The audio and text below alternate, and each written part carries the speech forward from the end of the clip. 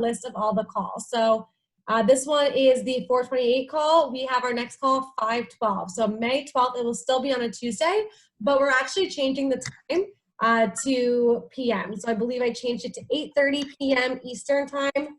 Might have changed it to 8 o'clock. Let me just double check here. I sent you all an email with all of the dates ahead of time. So you guys should, or I sent your DMs an email. So ask your DMs about that. I will send another email to the branches as well once you get all of the email addresses for the branches.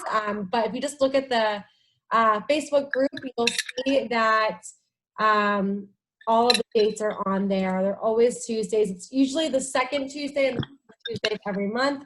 And I move the times to 8 to 9 p.m. Eastern time. That way, those of you that are running daytime interviews can make sure to be on the calls no matter what, because they're going to be really valuable. And especially as the summer gets started, we'll have some guest speakers coming on and sharing best practices in this virtual world and things they're seeing and things that they're doing to really amplify their success. All that to be said, happy first day of summer. I hope you guys are very excited. I know some of you are open, momentum is going, you're producing, others are just getting started. I want to encourage you first and foremost to just feel good that you're here today. And whether or not you have anybody on your team or you already have 10 people on your team, it doesn't matter. You're going to do a great job this summer, and I'm going to be really excited to support you and cheer you on along the way. Before we dive into the 10 key mindset shifts, I always like to encourage to use the chat feature. One thing that's really important for you all to know, and you'll probably recognize this as you begin to run trainings and team meetings, is that talking to a screen is not the same as talking on stage and talking in front of people. And sometimes you wonder, am I actually getting through to you guys? When I see the little orange button go off and I see there's chat features going on, I know I'm getting through to you. So please, I encourage you to use the chat box. Share when you get a nugget, share when you have a question, share when there's something interesting, or if you have something to add, use the chat feature. So right now, I want you to use the chat feature and tell me, are you currently open or are you opening up in the next couple of weeks? So right now in the chat feature, write to all of us, I'm currently open or I'm opening in the next couple of weeks, just to get our fingers moving. All right, Daniel, you're currently open. Great, and is that live? Does that mean you're open? Anna, open. Alex, currently open. Kennedy, open. Running for training next week. Marlena, open. Lydia, open. Sierra, opening right now. Patrick, opening on the 4th. Eric, opening. Open. Juan, open. Running my first training. Awesome. I love to see how many of you are running your first training this week. I cannot wait to see the reports next week and cheer you on, like I said before. All right, let's get started here. What I'm going to do, I don't have, can you guys hear me? I just got a notification my internet is unstable. You guys good? Are we coming through okay? All right. If at any point I start to freeze, please just type in the group chat so that way I know. Let me just change my Wi-Fi really fast. It might be that. Hold on.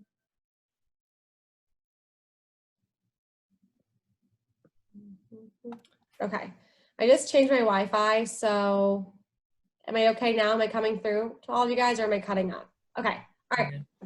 I'm going to use this whiteboard feature. I didn't create a PowerPoint for today. I honestly just wrote a bunch of notes. I did a bit of a brainstorm before this. So I'm going to use the PowerPoint or the whiteboard feature just to type a few things. But I want you also, again, to be using the chat feature. If there's any questions or for any point you need me to stop and repeat myself, I'm here to help out. This is a smaller group, so there's going to be opportunities to ask questions and to kind of start a conversation and discussion. So I want to encourage you all to do that and to speak up. So the key mindset shifts, where do I find them? How do I know these things? That's the first question I want to just kind of share with all of you. Well, I think you might have heard before, but I've been doing this for the last 3 years. And in doing this, I've been studying top performers. I've been asking them questions, what has helped you get off to a fast start? I've seen those who get off to a really fast start in the early spring or in the early summer. And I've also seen those get off to a very slow start. And listening and hearing from these top performers, what they wish they had done better or what they think they did really well is what led me to come up with these top 10 key mindset shifts. Do you have to make all 10? No. But awareness is the catalyst to change. So bringing these top 10 mindset shifts up to you helps you become more aware of ways that you can prepare yourself as you get started for your first training. So the number one mindset shift, and now I think number one, but this is not any order of importance. This is just in the order my brain works. So the first thing we're going to talk about is this idea of patience. And so often I find that new branch managers come into this experience having a very similar mindset to what they have experienced as a sales rep. So if you think about being a sales rep, some of you have heard me talk about this before, but as a sales rep, you get results almost immediately. What do I mean by that? Well, you walk into your DM office, you sit down for a phone jam. The phone jam is about 30 to 45 minutes long, in some cases maybe 60 to 90 minutes long. You have your list of numbers to call, you call through them, and by the end of those 60 to 90 minutes, you have demos booked. So the sales rep mentality is immediate satisfaction because you walk in for a phone jam and you walk out with demos. You walk into a demo, you either walk out with a sale or you walk out with a no sale. So you know right away that your actions are creating results. That's the mindset of a sales rep. It's this immediate satisfaction. It's that actions create immediate results. So while that's valuable to have as a sales rep, it is crippling to have as a manager. This is probably the hardest shift that I have to work with branches to overcome, is the fact that what you do today doesn't always create your reality tomorrow. But it's understanding and trusting that what you do today is creating results that will show up. Sometimes those results show up in a week. Sometimes they show up in 3 weeks. Sometimes they show up in 6 weeks. But it's important that you're focusing on the actions and allowing yourself to let go of the expectation that results are going to come right away. So a key mantra that I've adopted in my life, because I do believe this idea of patience is something that, whether or not you're a vector branch manager or you're building your own business, it's something that has the ability to take us out of the game. So often, and use the chat box right now to tell me if this is resonating with you. So often when we get excited about something, especially for entrepreneurial, we can so clearly see step 100. You right now might so clearly be able to see hitting that 100K milestone. You right now might so clearly be able to see your first 10K fast starter. So you see this step 100, the glory, the excitement, the result, and you understand there's like a step 1, right? And you start taking that step 1. And maybe that step 1 for you is doing your first PR phone jam and getting some PR scheduled. And then there's the step 2, and it's running the interviews for the PRs. And then there's the step 3, and it's making sure you're doing the training reminder calls. And you get to step 3, and you have your first training, and then you're like, wait a second, where's step 100? Where's my 10K fast starter? Why am I not at 100K yet? Where's my first 10K week? And you start to question whether or not the steps you were taking were the right steps. When in reality, what you need to recognize and realize is that you were just at step 3. And what you want so badly is at step 100. And so you oftentimes neglect to realize that there's steps 4 through 99. And those steps 4 through 99 are so vital to creating the reality that is step 100. So comment right now in the group chat, have you ever been in a situation where your impatience has taken you out of the game because you start to question, well, is this actually working? So what I challenge you to do is not try to get rid of your impatience, because impatience can actually be a huge strength when used correctly. So I want to challenge you to actually channel your impatience into your actions and away from your results, and practice patience with your results. So the little mantra that I constantly remind myself of is be impatient with my actions and patient with my results. All right. Love to see the light bulb. That's awesome. And yes, Alejandro, AJ, I know you go by AJ. When you're sending out your messages each day, So this is a really good point to make here. We know from just marketing in general, not just marketing in Vector, but marketing in general. Do you know how many touches or how many times somebody needs to see an ad before they actually decide to make the purchase? Take a guess in the Zoom chat right now. 7. Okay, that's a good number. 3, 9. So the last time I checked, now this might have changed, it's 11. So a consumer needs to see an ad 11 times on average to actually make the decision to purchase. So if you think about your prospects, your potential reps as consumers, some of them might need to hear from you 11 times before they decide to come in for an interview. Now, does that mean that you send them 11 follow-up messages? No, but it's recognizing that the first message you send might put you on their radar. Then they start to pay attention to your posts. Then they see that one of their buddies happens to be tagged in one of your posts. Then one of their buddies puts their name on a PR list, and so you reach out to them via text. Then they get a letter in the mail. Then, and only then, does one of their former coaches send an email out to their team saying, hey, this is summer work. So sometimes it's realizing that the act of messaging itself, sure, in some cases it might produce immediate results, but it's also creating brand awareness. And that brand awareness gets the ball rolling for these people to start keeping an eye out for the things that you're doing. Because at least now they know you have work to offer. So AJ, thank you for bringing that up, because that's a great point to make about patience. Being patient with the results, but impatient with the actions. So in your case, AJ, what it means to be impatient with the actions is to keep on messaging. Don't stop just because you're not seeing immediate results. Be impatient with the actions and keep on going. All right, the second mindset shift. We're gonna talk about positive pressure versus negative pressure.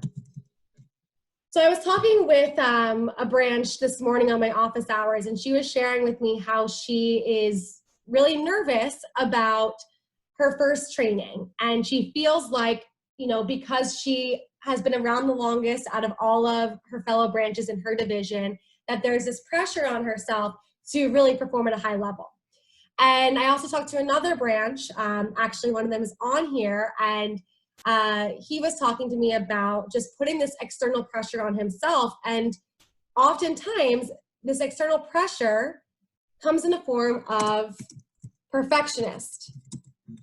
So I know, whether you want to admit it or not, that people on this call identify as perfectionists. And perfectionist is a negative pressure that you put on yourself. So when I think about this idea of positive pressure versus negative pressure, a negative pressure that you put on yourself is this pressure to impress people, as opposed to taking intentional action.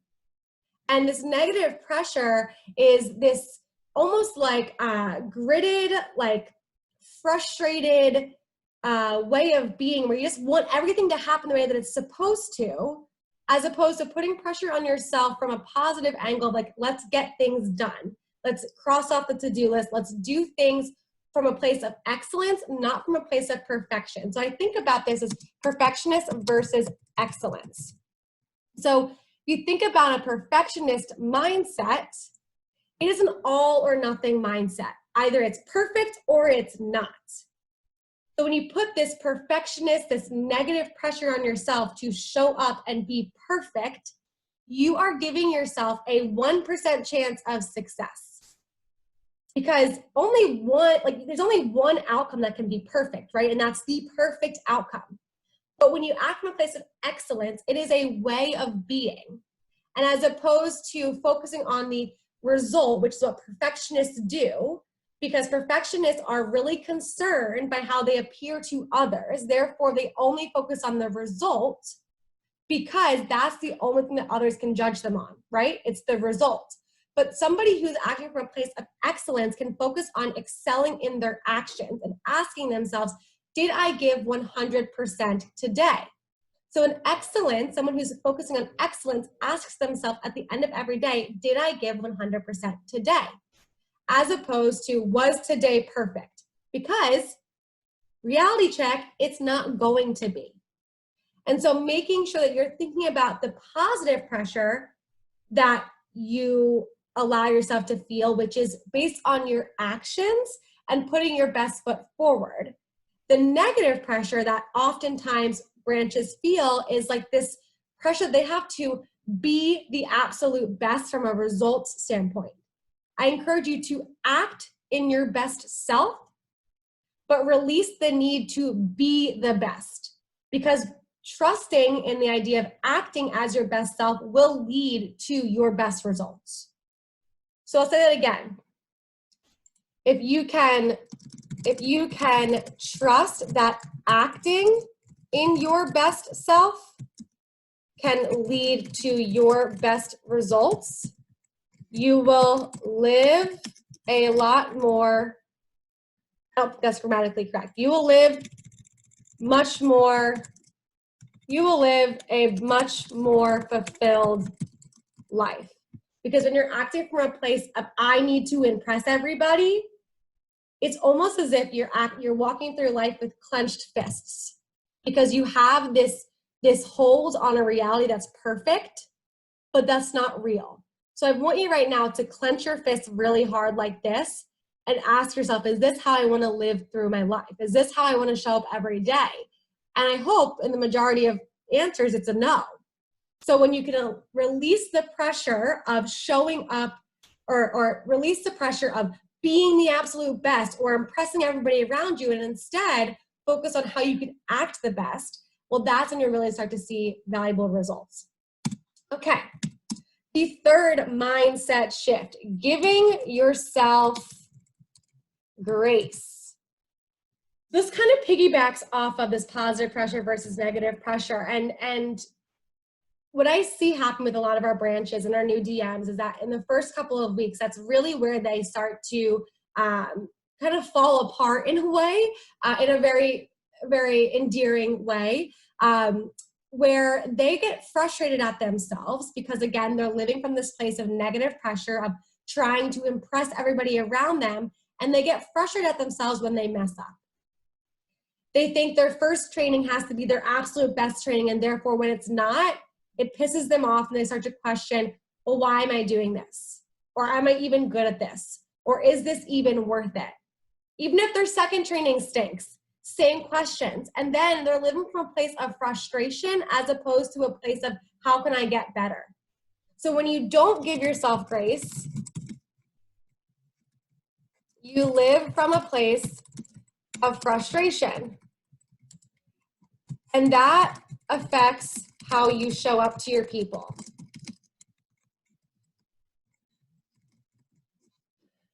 So what does it mean to give yourself grace? It means to recognize the fact that this is a new experience for you. And the analogy I gave this morning in office hours is that of a baby.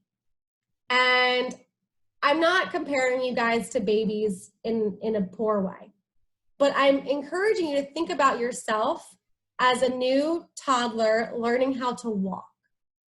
So if you are a parent and your child is learning how to walk, do they fall down? Yes, right? All the time. How do you treat them when they fall down? Do you get upset with them? Do you get mad at them? Do you tell them to stay down? No, what do? You pick them back up, you brush them off, say, come on, you got it, you can do it again, keep going, keep going. You as a branch are learning to walk. Your first couple of trainings, there's going to be times when you fall down, but the key is do not stay down. So remind yourself that there's going to be moments when you fall, and what can you learn from those moments? There was a great quote that a branch brought up this morning on office hours that Dan Cassetta, the Western Region Manager, shared. And I might butcher the quote, but I'm gonna do my best to bring it up. It was something along the lines of, your first training is going to be your best training, until it's over, and then it becomes your worst training because the next training, you're going to be better. So your first training is going to be your best training until it's over, and then it's your worst training because the next training you're going to get better. Okay?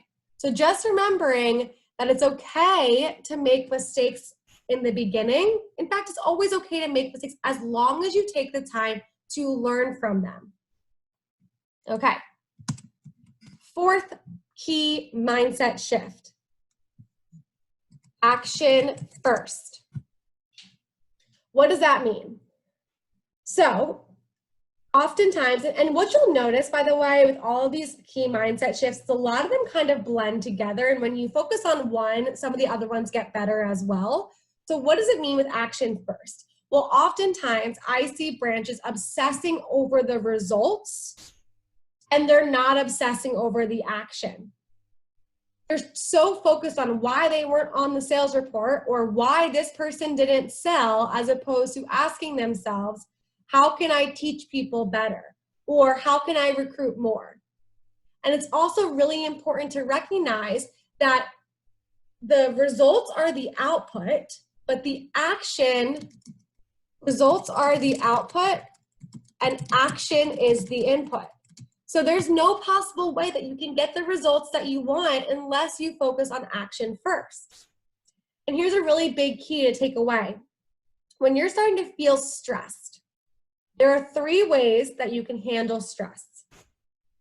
The most common way that people handle stress is the traditional fight or flight method, where you just kind of emotionally shut down and you're like, oh my God, I don't know what to do. And you live in this place of overwhelm. The second way to handle stress is by taking action. And it's by looking at the situation that is stressing you out and asking yourself, how can I make this better? What can I do to make this better? And by asking yourself that question, you'll begin to brainstorm specific actions that you can take. So if you have a crappy recruiting week, rather than getting yourself overwhelmed that this is going to continue and this is just how your summer is going to go and you're going to suck forever and your DVM is going to hate you. I mean, these are the spirals I see branches go down. Asking yourself, how can I make this better, might lead you to revising your intro in your interview. It might lead you to just recruiting more people, because at the end of the day, it is a numbers game. What is that saying, Rita? Recruiting is the answer. So taking action first and looking at any type of stressful situation as a challenge and asking yourself, how can I make this better? And what can I do to make this better? Now, the third way of overcoming stress actually leads us into the 5th key mindset shift, which is outreach. You guys have all heard this from your managers, is to ask for help. Yet for some reason, I see branch after branch after branch just wallow in their self-pity. And when I pressure them to find out why haven't you asked for help? They give me a reasoning of, well, I was embarrassed, or I didn't want to appear like I didn't know what I was talking about. But you didn't, right? That's why you're in this position. You don't know what to do. You didn't know what you were talking about. And they're like, yeah. I'm like, so why not just admit that? Like, again, going back to that third mindset shift of giving yourself grace and recognizing that you're learning. Asking for help is such a valuable skill set to have, especially as a branch. It is not impressive to have all the answers. It is not impressive to do everything on your own and never need help. It is more impressive to be humble enough and to be self-aware enough to ask for help when you need it. And so when it comes to outreach, that third way of handling stress, now, by the way, that second way that I just mentioned in step 4 of looking at things as a challenge, it is neurologically proven to help you overcome stress. So this is a third way that is neurologically proven to help you overcome stress, is to outreach. So the technical phrase is called tend and befriend. So this is a stress reduction practice, I would call. So essentially looking at the stressful situation and asking yourself, who can I call to help me through this?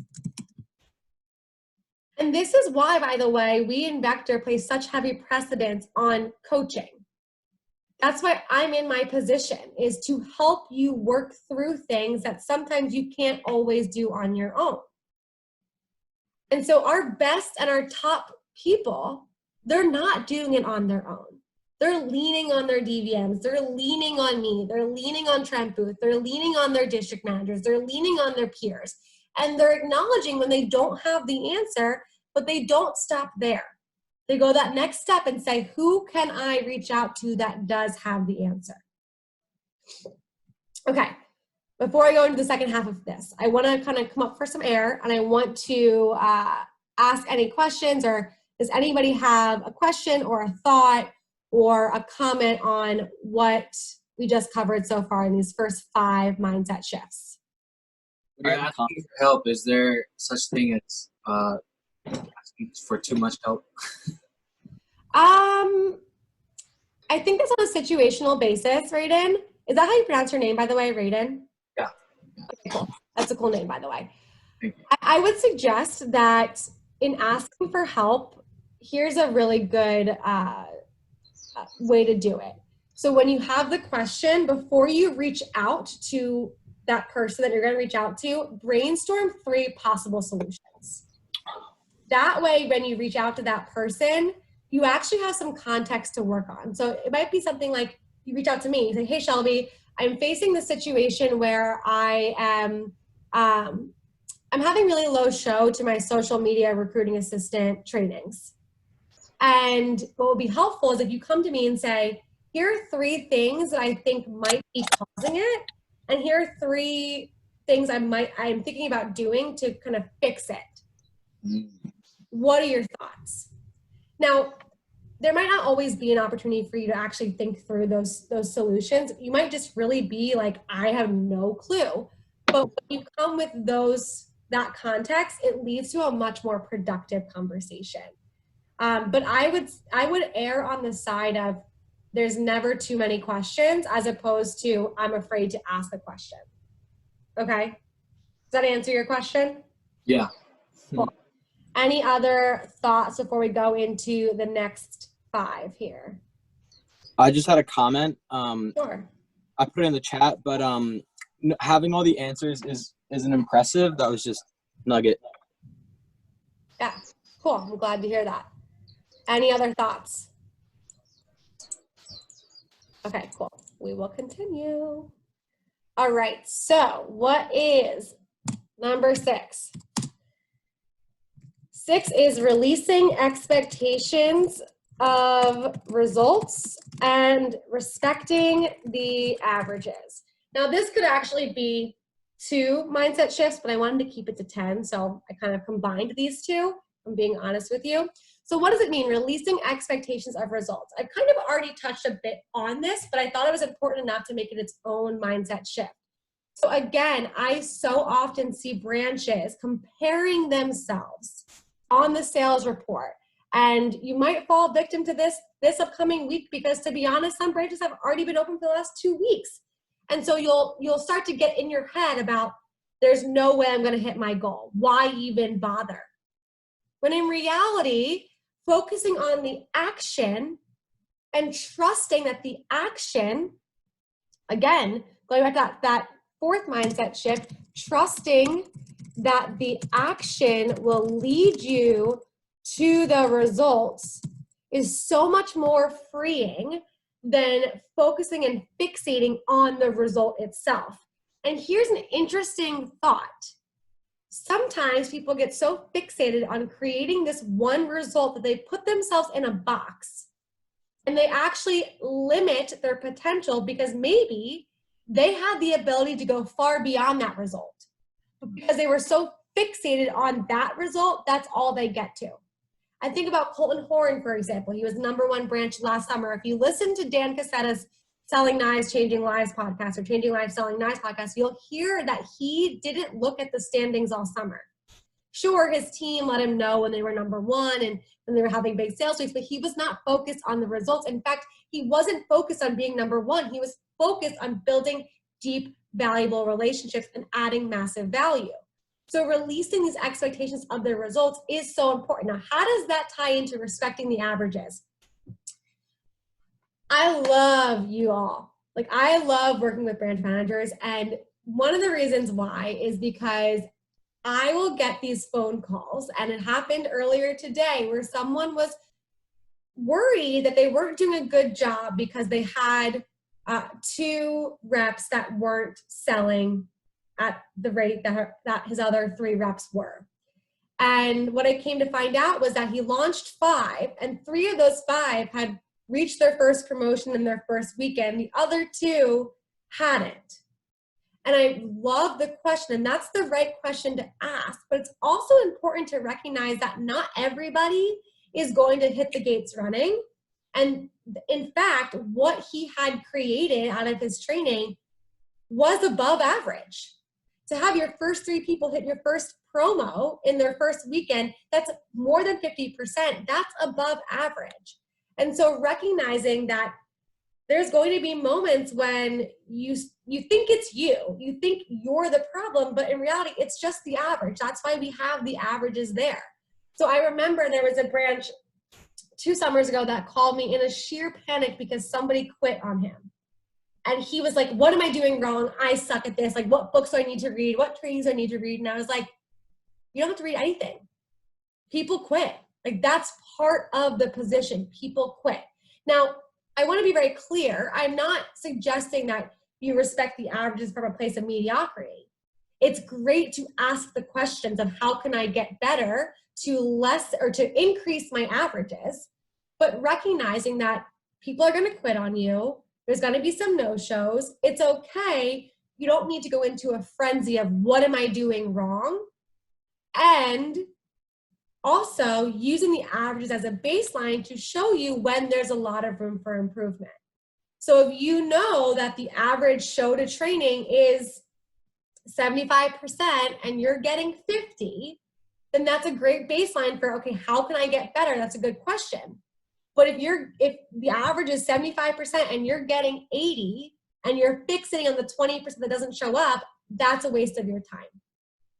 So I hope this is landing with some of you. I'm going to take a look at the chat box here. Yeah, the podcast is, yes, exactly. Lydia has it covered. Okay, cool. All right, number 7. This was a really big one, guys. Delegation equals elevation. All right. I know for a fact that the majority of people on this call are type A people. The reason why I know this is because it's typically type A people that take on the crazy challenge of branch. What does that mean? There's a lot of benefits to being a type A person. There's also a lot of downfalls of being a type A person. Type A people are typically perfectionists, and they're also control freaks.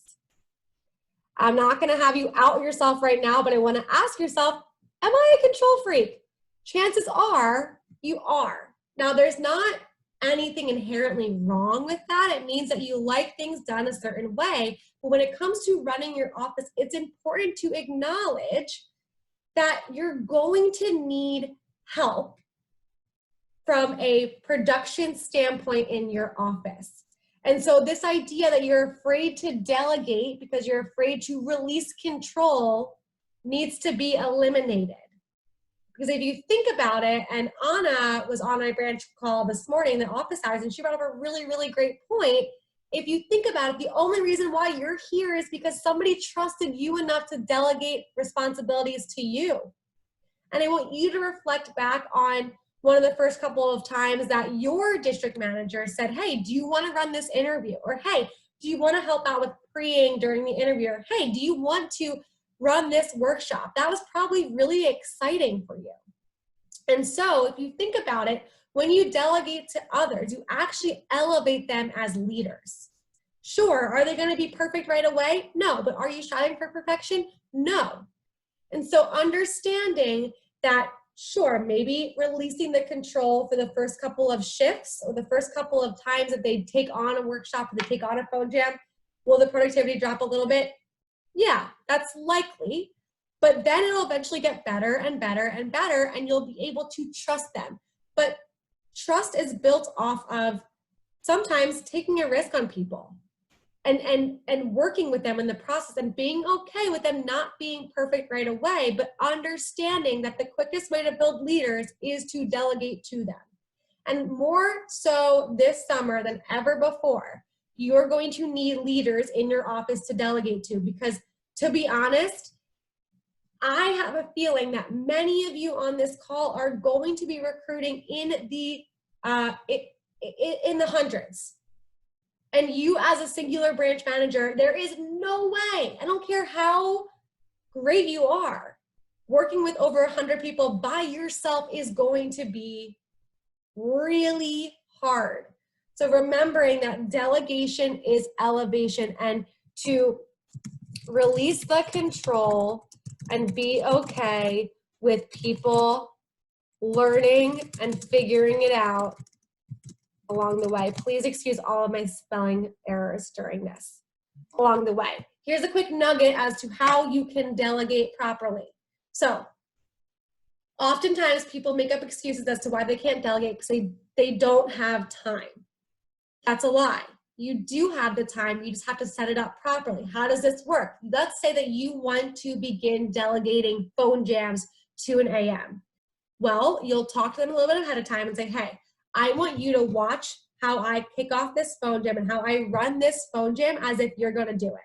So that's the first thing you do, is you have them watch you through the lens of them doing it eventually. Then they watch you do it. And the key here is that you're actually doing it. It's not like you're role playing with them. They're actually watching you kick off a real live phone jam. Then after the phone jam is over, or maybe while everybody else is phoning, you pull your AM aside in a breakout room and you say, hey, I want you right now to tell me what are some of the things that you noticed. And you actually have them repeat back to you what are the things that they noticed. And that way you can tell if they're absorbing what they need to absorb from a learning perspective or if they're missing the point. If they happen to be missing the point, this is a great teaching opportunity for you to say, hey, those are great points. There's a few other things that I want you to take a look at. How about this? How about this? How about this? And then maybe if that's the case, if they don't pick it up right away, then you have them observe another phone jam, now with this knowledge in mind. So now they're specifically looking out for all of those things that you mentioned to them. But let's say they happen to pick it up really fast.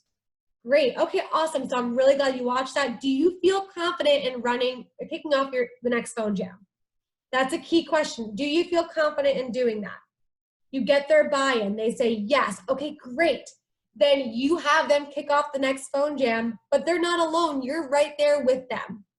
That way, if they happen to mess up or they get stuck or whatever, you can jump right in and help them along the way.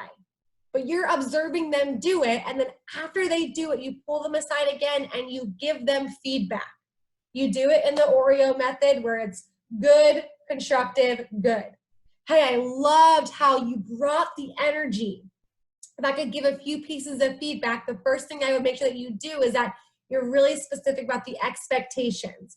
I heard you say a few of them, but I know there's a little bit more than that. So next time, make sure that you're really clear about the expectations. And then you follow up with something good they did, and that's that. And then you maybe watch them do it one more time, but here's the kicker. You're not taking any extra time out of your schedule because you would be running that phone jam anyway. So when you have them run it, you're actually continuing the productivity, but you're teaching somebody in the process. So you're almost doing double time. Comment in the chat right now if this is something that you've ever done or if this is new to you.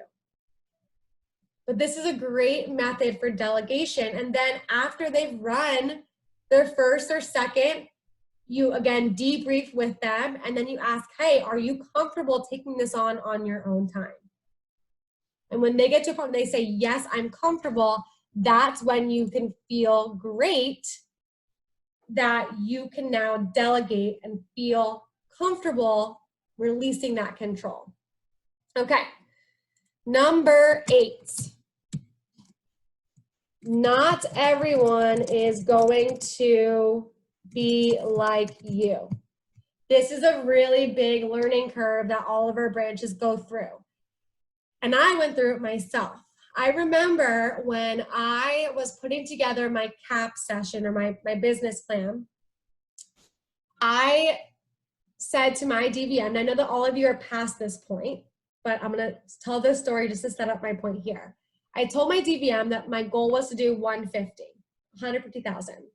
And he goes, great, how are you going to do that? And I said, I'm going to hire 3 of me, because the previous summer when I was a sales rep, I had done $67,000. So I thought, well, if I did it, I can find somebody else to do it. In fact, I can find 3 others to do it. And that was my plan. That was how I was gonna get to 150. And my manager looked at me and he laughed. He goes, Shelby, do you know what the averages are? And I said, I don't know. I would guess probably like 30,000. I thought that was the average sales of a rep. And when he shared with me that the PPR nationwide at that point was like 1,700, I was like, what? So you mean that people come in, take this job, and they don't sell $30,000? And he's like, yeah. In fact, that's the majority of people. And so the hard pill for branches to swallow is that not everybody that comes through their door is going to be like them. Newsflash, if you are a branch, you're a top 1%er. You did well enough over the summer. You bought into the Cutco opportunity to be here now. Not everybody is going to be like that, and that's okay. So with that being said, it's recognizing that some people are here just to sell $1,000, and that's all right. Others are here to sell 10,000 and 20,000 and 30,000, but not everybody is going to pick it up as quickly as you did. Not everybody is going to be as excited as you are, and that's okay.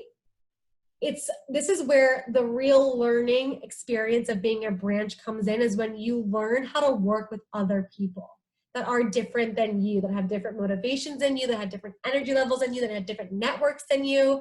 And that's really where the beauty of this opportunity comes, because you can then take this as an experience into a future interview. And when they ask you what was a challenge that you had, you can say, I ran a team. I worked with a team of over 65 individuals, many of which were different personalities. And I learned how to work with people from all backgrounds, from all personalities, introverts, extroverts, all of these different kinds of things.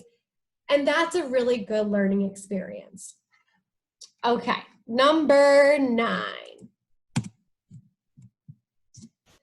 This is a big one, guys. Servant leadership does not mean you neglect yourself.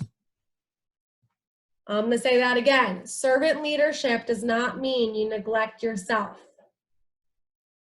Branch is difficult. It's a challenge, and you are holding a lot of people's emotions in your palm, because a lot of the reps that you're working with are new to this. And so doing sales, it's something scary. So, and you might have already experienced this. You're going to have people come to you and cry. You're going to have people come to you and express their deepest, darkest fears. I remember my second branch summer, I had a girl who was so afraid to do her first demo. She sat with me and cried, basically in my arms. And it took everything within me to help her see the value of going out there and doing it. And guess what? She sold like a Studio +4 in her first demo. And to me, that was a massive win. She quit right after, but she went out and she did it. And so with that being said, as a branch, you bring on a lot of people's emotions, and you get to be the lighthouse for a lot of people, in the sense that you get to be the guiding light for people, and you get to help them see their potential before they see it themselves. That is taxing stuff, meaning that takes a lot of energy from you. Therefore, you have to be intentional about refueling yourself. And so often, branches acknowledge that they understand this, because they understand it theoretically. They understand that you can't pour from an empty cup, but they don't take the time to actually pour or fill up their cup, because they make up the excuse they don't have the time. No, you don't make the time.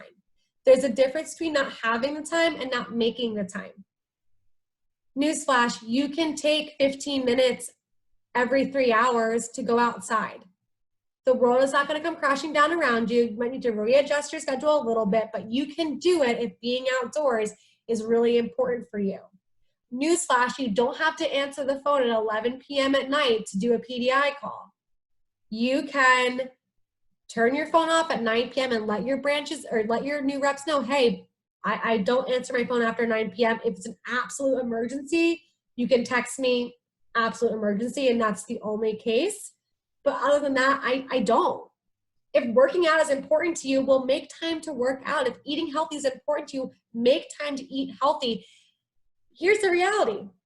Most branches don't do this. And they don't realize the repercussions until it's too late and they burn out. So when you don't make time for yourself, burnout is what the result becomes. And what happens with burnout is then you're almost forced to take time off. You're almost forced to put yourself first, and you neglect everything else because it's not a habit, it's a need. But if you focus on creating it into a habit on the front end, you will prolong your ability to be productive and to create an amazing experience for yourself and for others, and you'll actually sustain yourself. But if you don't do that and you just say, I'll be good, 99.9% of you will not. And I even know this from my own personal experience. As my second year as a branch manager, I mean, you would think as a senior branch, like you understand these things and like you just have a different way of being and you have a different confidence level and all of these things. For me, my second year as a branch, I had a goal of doing a 25K May. I hit that goal. And then I had a goal of having a 10K fast starter. I hit that goal. I had a goal of somebody doing, going after 30K, hit that goal. I mean, I was hitting goals left and right. I was at $100,000, which by the way, my first branch did 84. So I was at $100,000 in sales by the third week of June. That was a huge increase from the previous summer. But that same week that I hit $100,000, I had a mental breakdown. It was Father's Day. I went to visit my parents. I left training on Saturday at 2 p.m. I ran training a little bit earlier that day so I could get out. I left training at 2, drove 2 hours south to my parents' house, got to my parents' house. We went out to dinner. It was great. I was so exhausted that I slept in until 11 o'clock the next day. I had to leave my parents' house at 1 p.m. in order to get back during a PR jam. I woke up to the smell of bacon and eggs, and my dad had cooked his own Father's Day breakfast because I was too exhausted to get up. And I sat down at the kitchen table at 11 o'clock that morning, and I lost it. It broke down, and I just couldn't, I didn't know what to do with myself. Now, there was nobody like me in that position at that time, so I had nobody telling me ahead of time, take care of yourself, it's okay to take care of yourself, all of that stuff. And it got to the point where my dad, unbeknownst to me, called my DVM and was like, she's not going to work today. And it got to the point where I had to blow things off because I was so mentally drained. Had I taken the necessary precautions on the front end of inputting exercise, not going to Wendy's 3 times a day, drinking water, you should have this next to you at all times. Getting outside, talking to my loved ones. I probably could have had a $200,000, $300,000 summer, but I ended up having a $150,000 summer because by the third week of June, I was mentally done. So I tell you this not only because it's important, but because I know. I know because I've been there and I care so much about you guys. I don't want to see it happen to you. So number 9 is so valuable. And I'll say it again, servant leadership does not mean you neglect yourself. And if you need help to figure out how to put moments in your day where you're focusing on yourself, I am happy to help you with that. Okay, 10. And by the way, I do have a bonus. So 10 is not the last one. Focus on who is in front of you. I put all of these exclamation points because it is so important. There will be moments throughout the summer when you hire somebody and you go to sleep dreaming about how they're going to be your 10K fast starter. All senior branches have been there before. I see Pat smiling and nodding his head because he knows. You dream about this person. You're so psyched. You tell your entire accountability group, yo, guys, I just hired the best stud ever. He's from this private school. He's amazing. I can't wait. Watch out. He's a scholarship winner, yada, yada, yada. And then guess what happens? He doesn't show. He doesn't show, but 9 others do. And rather than giving the 9 others the best version of yourself, you're so pissed off about the one person that doesn't show. And you're so frustrated and you're asking yourself, what did you do wrong? And you don't give the best version of yourself to the people that are in front of you, the people that actually showed up to learn from you and to work with you. And so this is so important. Focus on who is in front of you because they're there for a reason. And it's really valuable to remember that you really can't say the wrong thing to the right person. I love that mantra because it releases some of the expectation and it releases some of the fear that you're going to screw up. You can't say the wrong thing to the right person. When I was hired by somebody. I was hired in the middle of April, back when April was not a big sales month. I was in a one-person interview and I was hired by a guy who was about to launch his district office. I think it was one of his first interviews. I then canceled my training because of a conflict with class, and I came into the second training. During that training, I was one of 2 people. The other person was a PR that recommended me. He quits on day 3 and tells me that I should quit too. It's a scam. I decided not to because I really thought this could be cool. But the guy who trained me, by the way, this was his first ever training that he ran. And he read from the notes the entire time. And I don't think he made eye contact once. In fact, he didn't tell me about the signature set. He didn't tell me about the ultimate set. He just told me the homemaker. And I was a private school kid. He should have taught me the whole bells and whistles, but he didn't. And I went out and I had a $4,500 fast start. My first team meeting, I was the only girl. I was the only new person. Everybody else was about to open up their office. And I was like, I don't know what this place is. But I stuck around because I was the right person. But there were a lot of factors that happened during my first week of being part of this. My first 3 weeks, actually, if you count from when I interviewed to when I actually trained, that could have forced me out or encouraged me to leave. But I was the right person and I stuck around. So remember that even if you're not super confident in your training, the right people will stick around. You can't say the wrong thing to the right person. All right, and final bonus. There will be days that aren't great. When we envision our summer, we often envision it in an ideal world. We envision it in a perfect world, like nothing is going to go wrong. And I hope nothing really goes wrong. But the reality is that our world is full of ups and downs. I mean, look at what's going on right now. But with that being said, you can choose whether or not that experience or those bad days take you out or fuel you forward. There are going to be days, there's going to be mornings, there's going to be nights, there's going to be afternoons, there's going to be conversations, there's going to be PDI times, there's going to be experiences during your summer that aren't great. But that doesn't mean that every experience isn't going to be great. In fact, the experiences that are great far outweigh the experiences that aren't. But for some reason, our psyche creates this fixation on the poor experiences and we neglect the good ones. So in the moments when you're like, why am I doing this? Is it worth it? What's going on? I suck. Remember that the experience that you're currently having, that reality is temporary and it's few and far between. There's a lot more sunny days coming your way. There's a lot more good experiences coming your way. There's a lot more wins coming your way. And this one day, this one moment, this one experience should not dictate how you view the rest of your summer. So I'm gonna come up for air here. Thoughts, questions, comments. I'd love to hear some nuggets. I'm gonna stop my share. But before I do that, I'm going to encourage anyone to take a picture of this if they haven't gotten it all written down. So I'm going to stop my share in 3, 2, 1. All right. Thoughts, questions, comments, nuggets. Let's see some jazz hands and get some voices to come out into the group here. Patrick. Cool. So just kind of like you were saying before, focus on who is in front of you.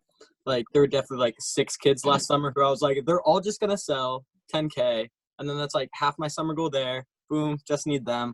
But like more often than not, I found that the kids that I like idolized and knew were gonna sell 10K, like more so were the ones that like didn't show up to training.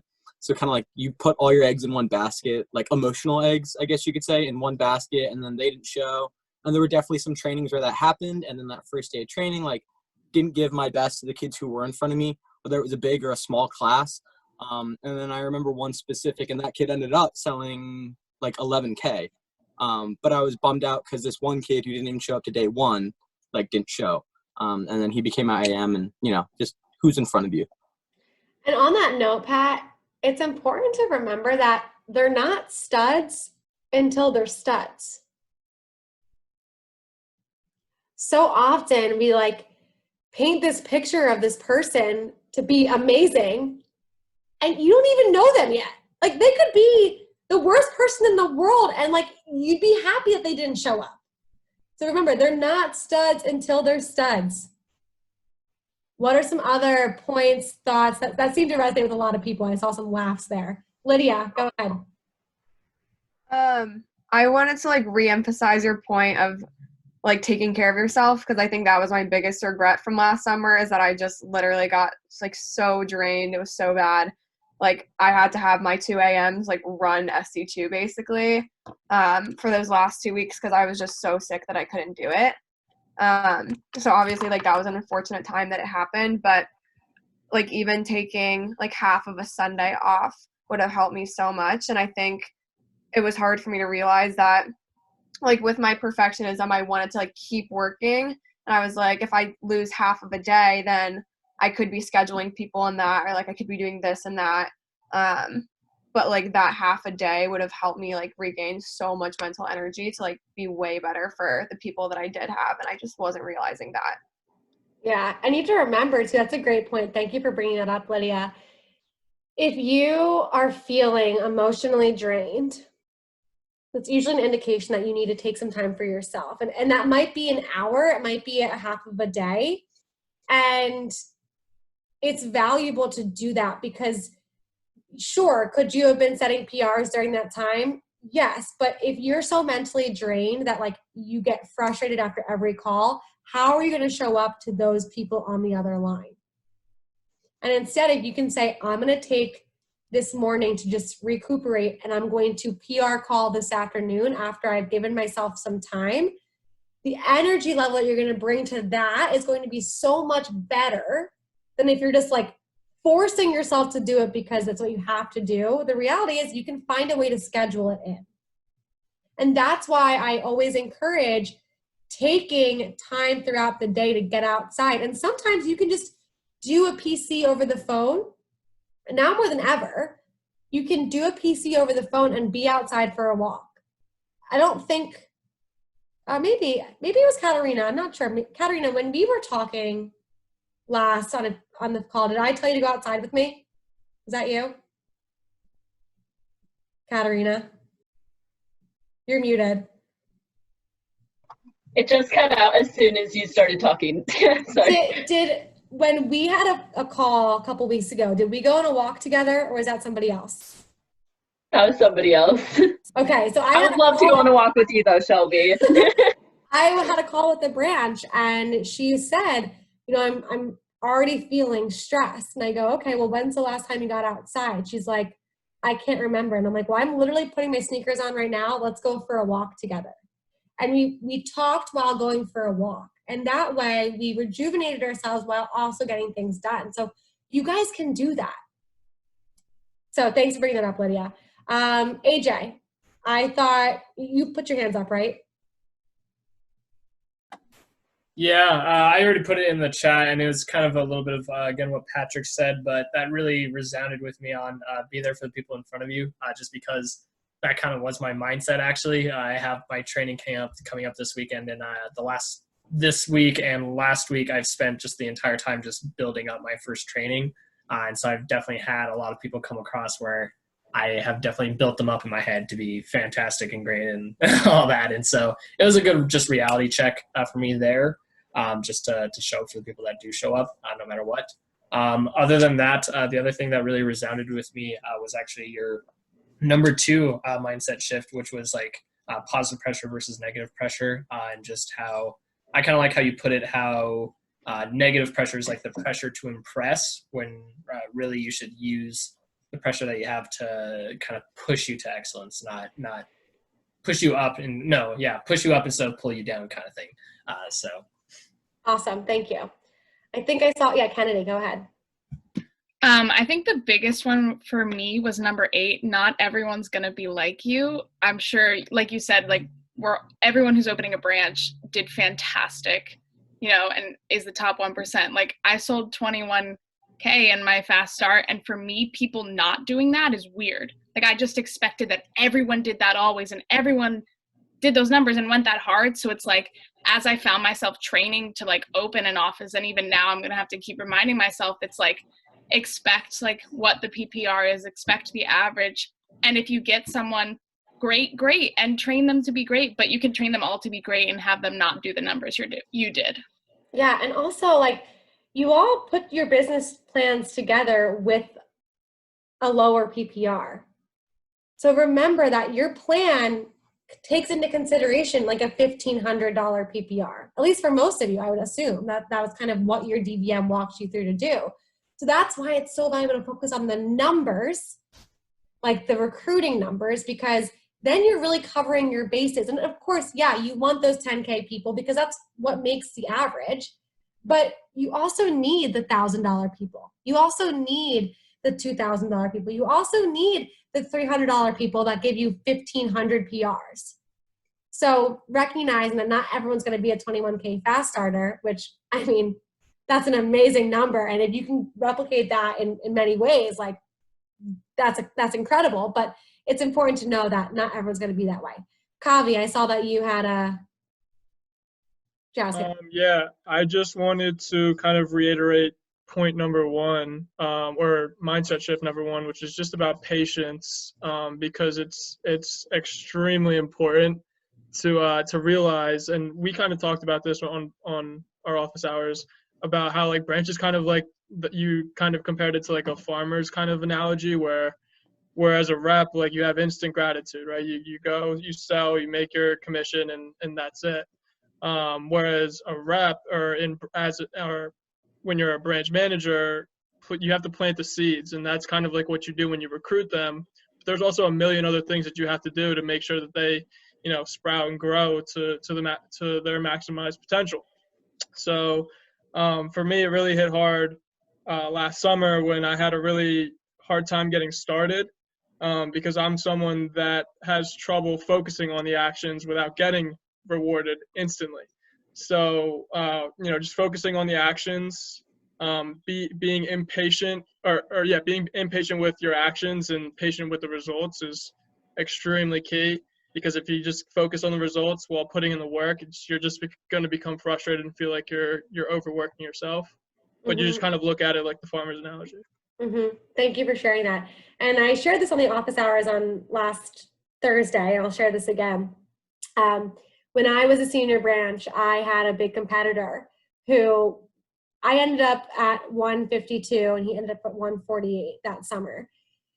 And he is the ultimate example of trusting the process and not taking yourself out of the game. Because I had a 25K May or 27K May, and I was like on track to hit my goal. I want you guys to put in the Zoom group chat, and Kavi, don't answer this because you already know the answer. Guess what my top competitor did in May? Just take a guess. 1,500, okay. 5K, 10K. Okay, I want you all to look at those numbers that are coming in and asking yourself, would you be upset if that was you? Would you get frustrated if that was your May number? Especially Kennedy's 1,500. Would that upset you? And would that make you question whether or not this was the right choice for you this summer? His May sales were negative 1,700. He launched 2 reps, 1 sold a signature set, which got returned, and he ended up the summer at 148.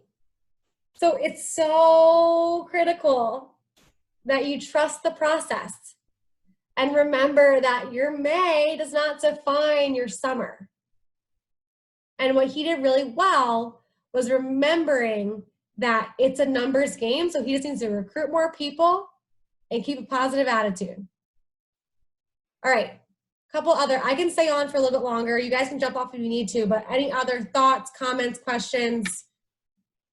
I'm curious if you guys use the group chat. Tell me which of the 10 and then the bonus, which of these resonated the most with you?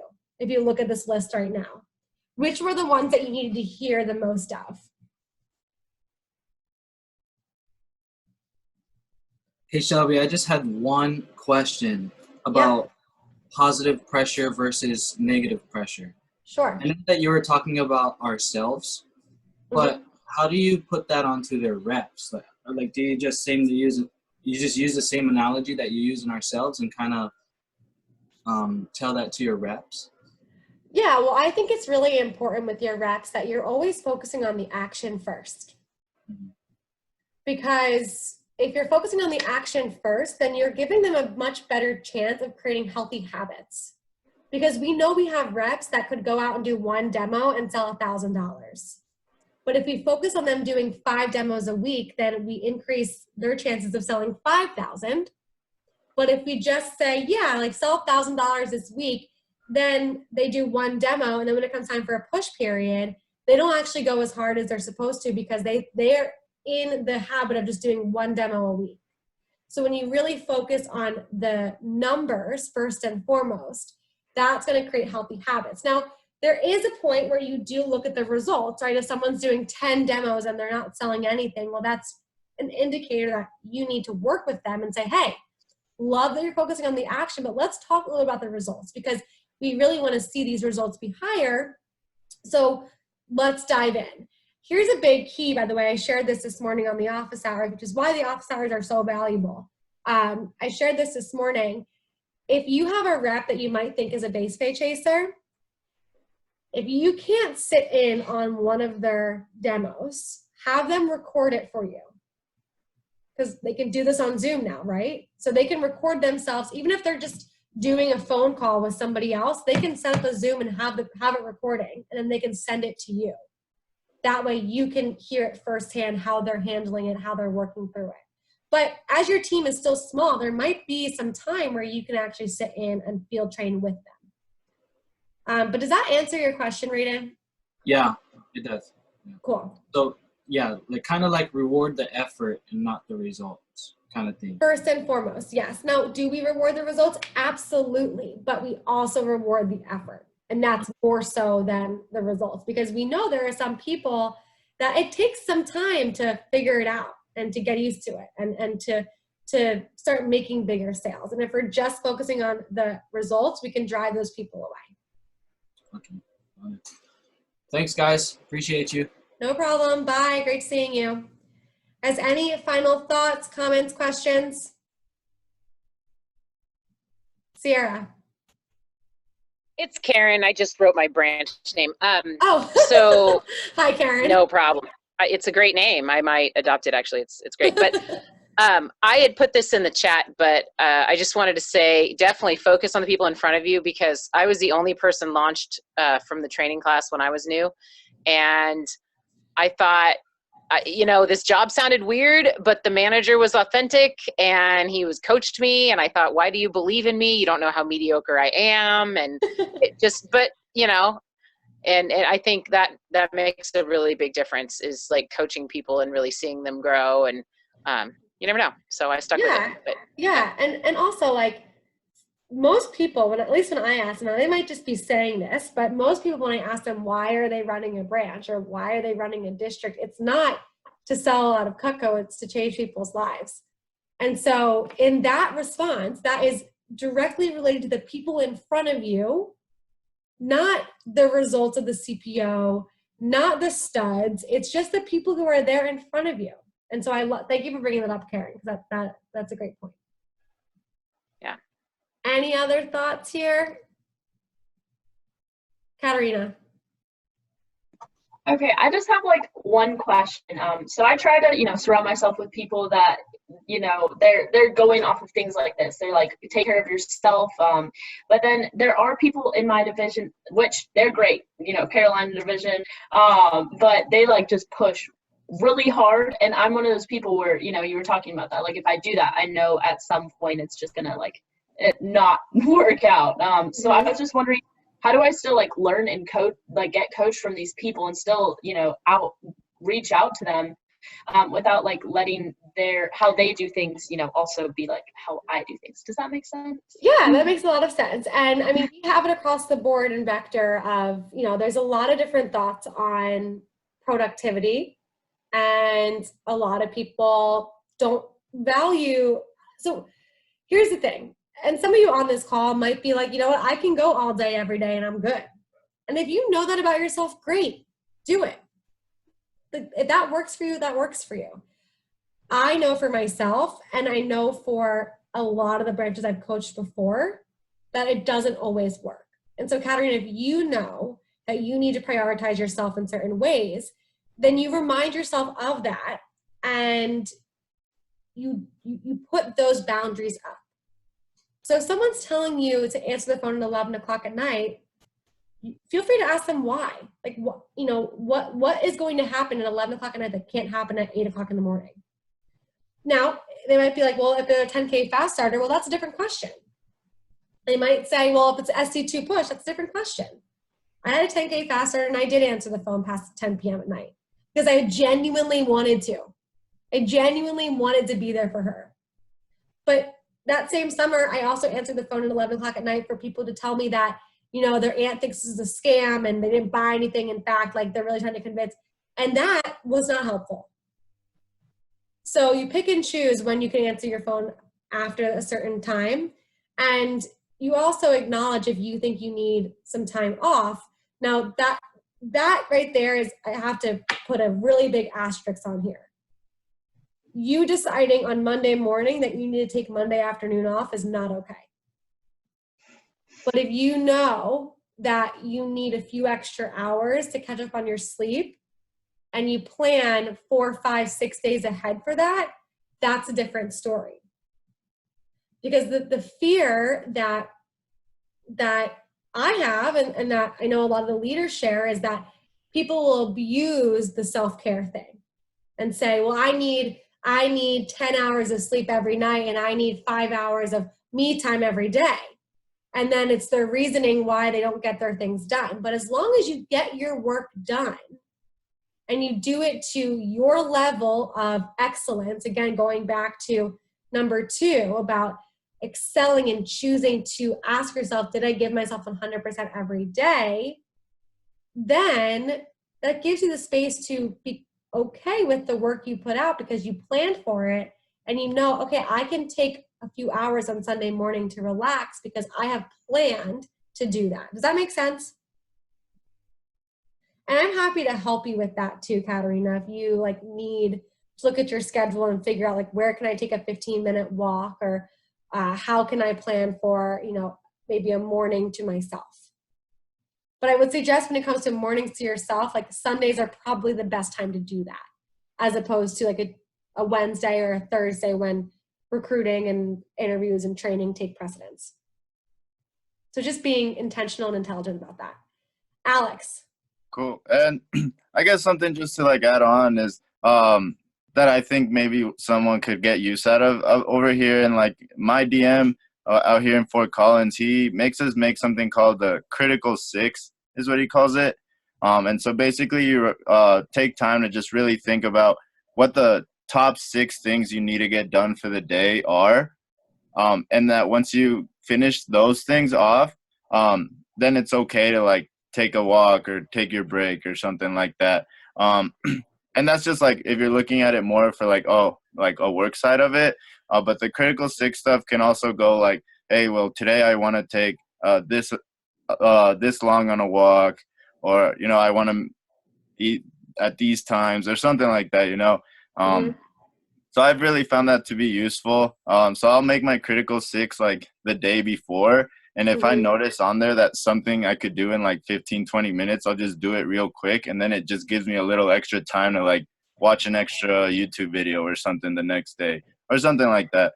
Yeah, that's a great point, Alex. And one that actually brings up another thought, answering both Katerina and kind of responding to what Alex was sharing. It's really important to plan out your days too. And I think about, there are people in our business, I specifically think about Shayla Way. Now, not many of you know who she is, but she is a DVM in Canada. She was a new DM, I think 3 years ago. No, Shayla is definitely